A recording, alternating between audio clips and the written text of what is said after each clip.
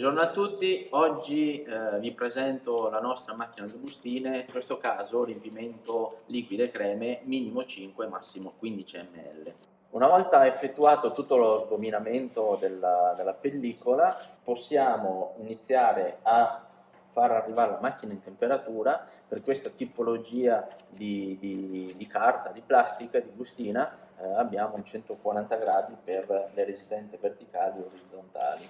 Possiamo impostare a pannello i parametri di lavorazione e anche la quantità di prodotto che dobbiamo iniettare all'interno della bustina.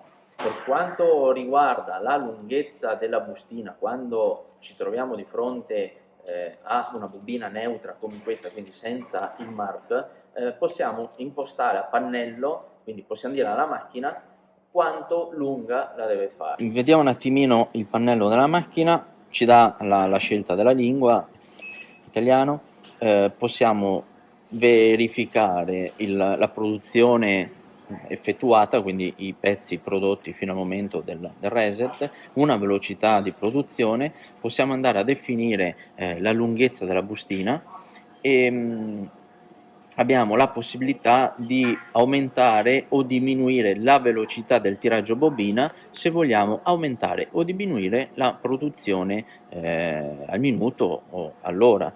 Possiamo eventualmente attivare o disattivare la stampa del lotto. C'è chi ci richiede la stampa del lotto sulla bustina, come in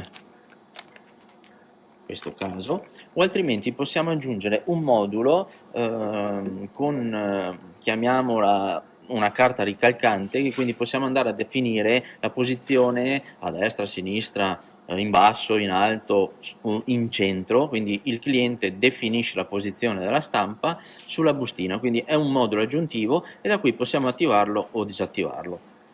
Possiamo attivare o disattivare il sensore del mark, quindi se abbiamo la bobina con il mark viene attivato, altrimenti se è neutra lo si disattiva. Possiamo per assurdo attivare o disattivare il riempimento, perché magari vogliamo effettuare delle prove a vuoto per essere certi che non ci siano inceppamenti sul settaggio iniziale, quindi possiamo disattivare il riempimento. Possiamo attivare o disattivare durante la produzione il pretaglio, quindi definito il taglio a V.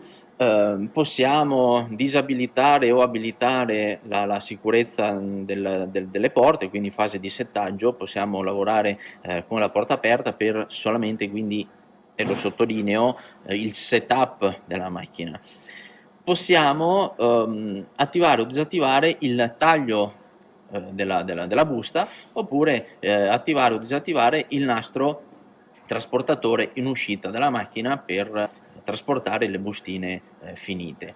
Abbiamo poi una pagina dei parametri i quali ci permettono di andare a definire tutti i tempi di lavorazione della macchina, che so, dal ritardo della saldatura, oppure in base allo spessore della pellicola e anche della tipologia di pellicola o carta che sia, quanto tempo devono saldare le piastre, e a cascata poi tutti gli altri parametri. Quindi questi sono valori che ci permettono di impostare al meglio la lavorazione e quindi anche il risultato della bustina finale. Una cosa che anche la macchina permette di fare è quella di definire ogni quanto il taglio deve intervenire, cioè o ogni bustina, quindi possiamo fare delle campionature singole di bustina, oppure possiamo dire alla macchina effettui il taglio ogni 2, 3, 4 o 5 o il numero di bustine che il cliente desidera, appunto per effettuare delle campionature.